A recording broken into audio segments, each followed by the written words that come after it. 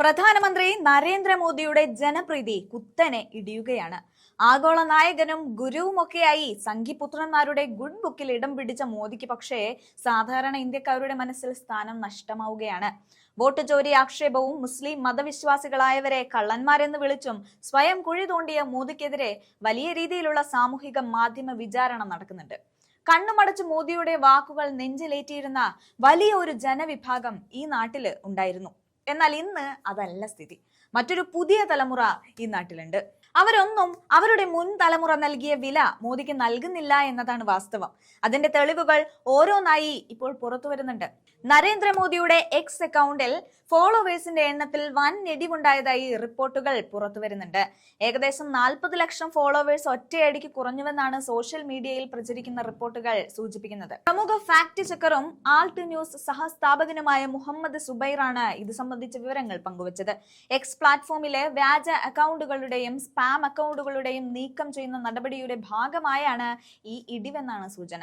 അതായത് മോദിയുടെ ഫോളോവറായി ലക്ഷക്കണക്കിന് സംഘിപുത്രന്മാർ തയ്യാറാക്കിയ ഫേക്ക് ഐഡികൾ തകർന്ന് തരിപ്പണമായിരിക്കുകയാണ്.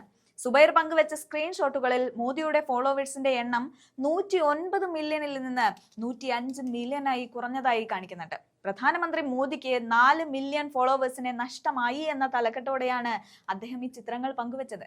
എലോൺ മസ്കിന്റെ ഉടമസ്ഥതയിലുള്ള എക്സ് പ്ലാറ്റ്ഫോമിനെ ശുദ്ധീകരിക്കുന്നതിന്റെ ഭാഗമായി വ്യാജ അക്കൗണ്ടുകൾക്കെതിരെ കർശന നടപടികൾ സ്വീകരിച്ചു വരികയാണ്.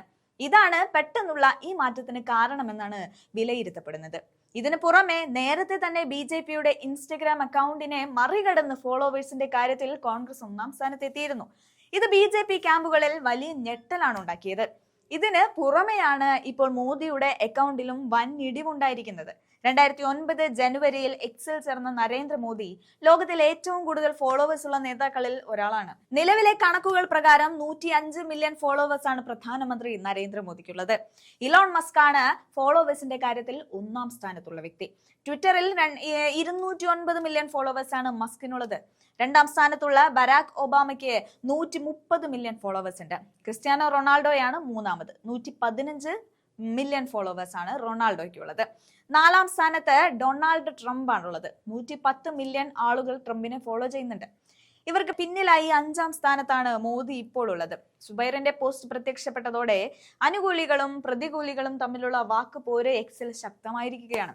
ഫോളോവേഴ്സിന്റെ എണ്ണം കുറഞ്ഞാലും മോദിയുടെ ജനപ്രീതിയെ അത് ബാധിക്കില്ലെന്നും അദ്ദേഹം അടുത്ത തെരഞ്ഞെടുപ്പിലും വിജയിക്കുമെന്നും അനുകൂലികൾ വാദിക്കുന്നുണ്ട്. ഓൺലൈൻ കണക്കുകളല്ല, മറിച്ച് ജനങ്ങളുടെ നേരിട്ടുള്ള പിന്തുണയാണ് പ്രധാനമന്ത്രിക്കുള്ളതെന്നും അവർ ചൂണ്ടിക്കാണിക്കുന്നുണ്ട്.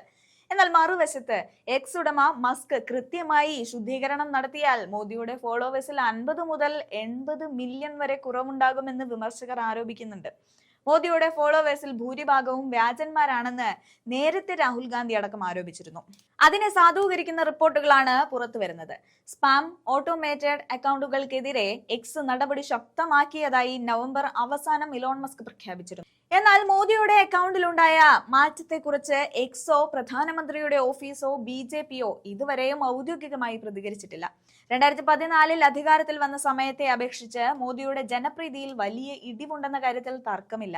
പുതുതായി ഇൻസ്റ്റഗ്രാമിൽ അക്കൗണ്ട് എടുക്കുന്ന 10 പേരിൽ 3 പേർ മാത്രമാണ് മോദിയെ ഫോളോ ചെയ്യുന്നത്.